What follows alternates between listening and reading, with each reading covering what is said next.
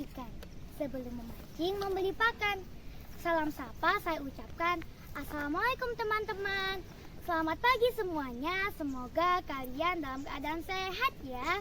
Perkenalkan, nama saya Keisha Alexandra Josu.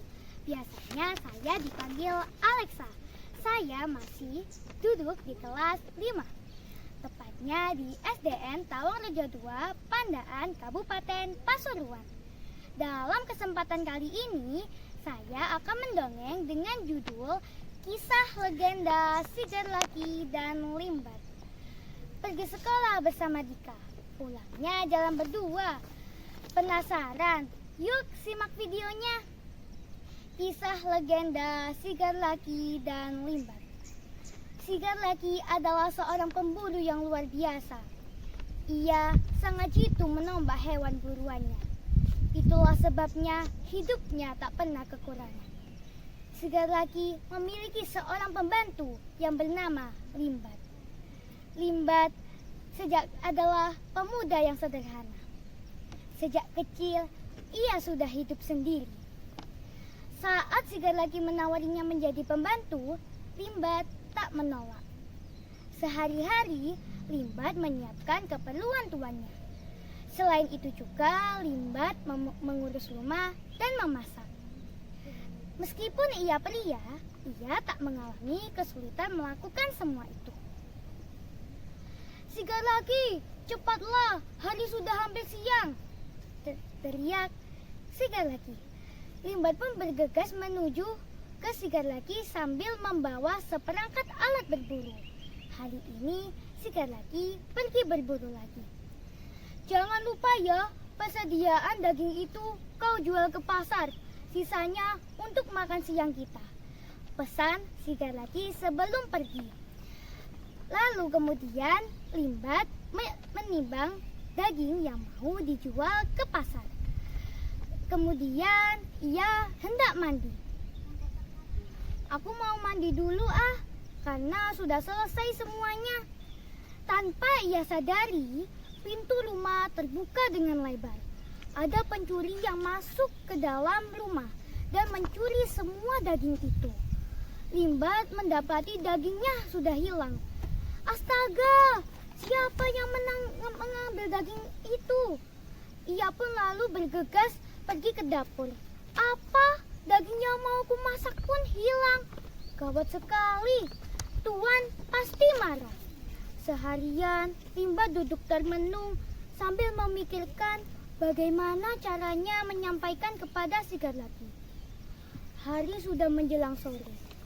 Sigarlaki sudah pulang ke rumah. Dengan muka masam, Sigarlaki tak membawa satu hewan buruan. Tiba-tiba Sigarlaki bertanya kepada Limbat. Limbat, berapa uang yang kau dapatkan dari hasil menjual daging tadi? Tanya Sigarlaki. Dengan kebingungan, Sigarlaki menjawab Limbat.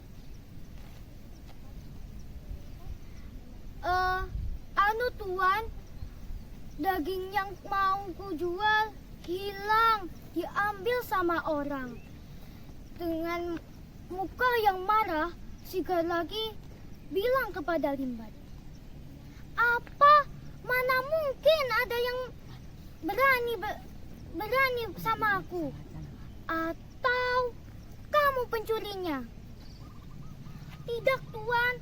Tak mungkin aku mencuri daging-daging itu. Akhirnya Sigarlaki menyuruh Limbat untuk pergi ke sungai. Bersamanya ia berjalan ke sungai.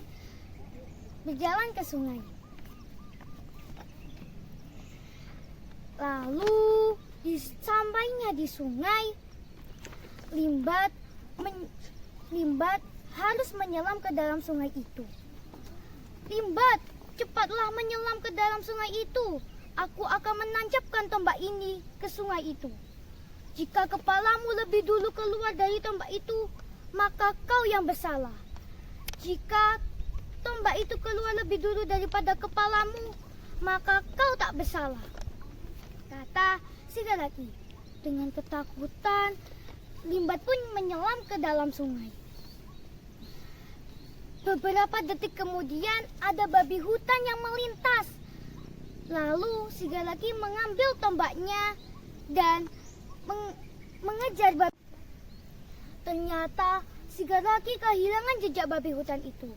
Ia lalu pergi ke sungai lagi. Dengan rasa lega, Limbat keluar dari sungai itu. Sudah Tuan, terbukti bukan aku yang bersalah. Enak saja, itu tadi hanya kebetulan ada babi hutan yang melintas. Sekarang ulangi sekali lagi. Dengan terpaksa, Limbat harus menyelam sekali lagi.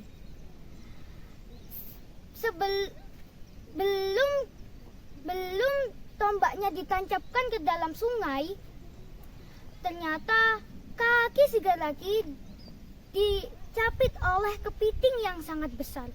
Aduh, kakiku sakit, teriak si Galaki. Akhirnya Limbat keluar lagi ke dalam sungai dengan rasa lega dan menolong tuannya. Dengan terpincang-pincang, si Galaki memukul kepiting yang mencapit kakinya. Lalu si Galaki meminta maaf kepada Limbat.